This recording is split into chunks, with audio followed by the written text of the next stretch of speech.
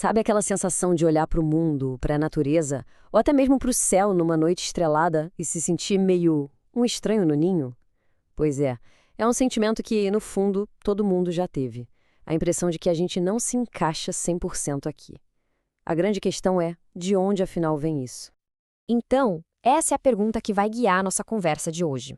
Por que, como espécie, a gente carrega essa sensação de ser um forasteiro no nosso próprio lar? Para tentar entender essa história, a gente vai abrir 3 arquivos de investigação: o científico, o cósmico e o filosófico. Ok, nossa primeira pista vem da explicação mais pé no chão que existe, aquela que está literalmente debaixo dos nossos pés.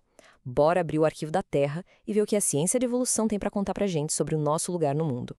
Olha, do ponto de vista científico, a resposta parece até simples, né?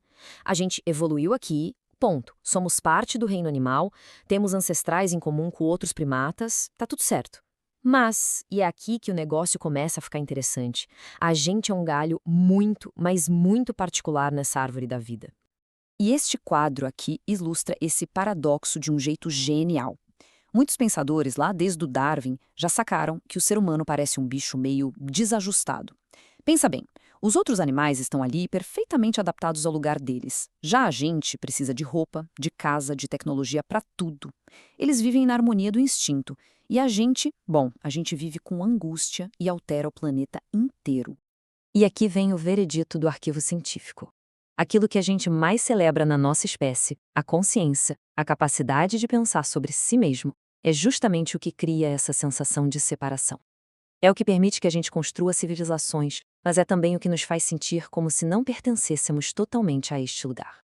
Certo. Agora vamos mudar completamente a escala da nossa investigação.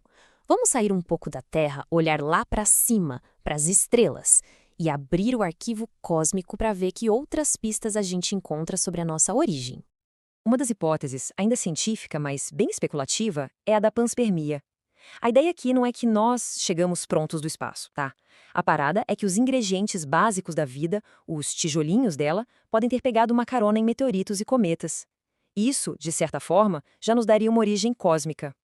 E a partir daqui, a gente entra de vez no campo da imaginação.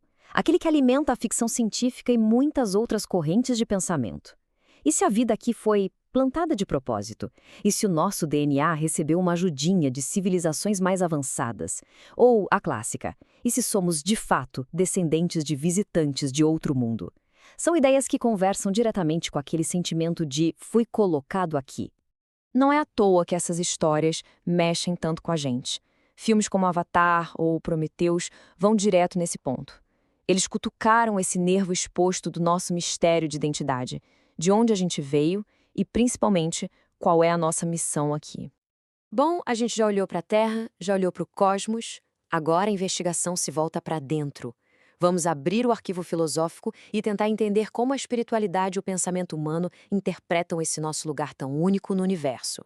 E aqui, a perspectiva vira de cabeça para baixo. Muitas filosofias de povos originários trazem uma visão em que a nossa singularidade não é sobre ser superior, mas sim sobre ter mais responsabilidade. A ideia de que, por sermos os últimos irmãos a chegar, os mais novos na família da vida, temos o dever sagrado de proteger quem veio antes. E essa imagem mostra essa ideia de um jeito lindo. Não é uma escada de poder, sabe? É uma ordem de chegada, que gera um dever.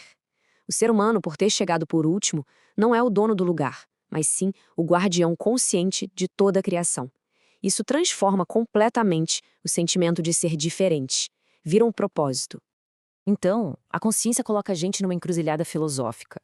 Para alguns pensadores, como Schopenhauer, ela foi quase um erro da natureza, a fonte de toda a nossa angústia. Mas para outras visões, é o exato oposto. É a nossa maior ferramenta, a oportunidade que a gente tem de criar um sentido, de ir além da biologia pura e simples. A gente passou pelos arquivos da ciência, do cosmos e da filosofia. Agora chegou a hora de colocar todas as peças juntas na mesa e tentar entender o que essa mistura de perspectivas nos diz sobre a nossa condição. Este resumo aqui é perfeito. A ciência nos vê como uma anomalia biológica que transforma o mundo. A perspectiva cósmica nos imagina como visitantes, talvez um experimento. E a visão espiritual nos define como guardiões conscientes com um dever a cumprir. Percebe? 3 respostas bem diferentes para a mesmíssima sensação de não pertencer. E aqui a gente chega no ponto crucial.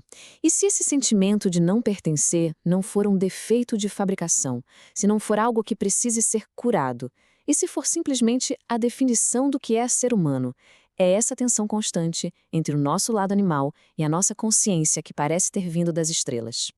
Então, fica este pensamento para a gente fechar.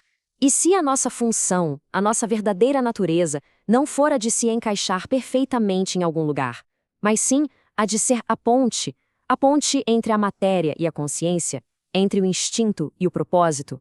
E se esse sentimento de não pertencer for, na verdade, o sinal de que estamos exatamente onde deveríamos estar?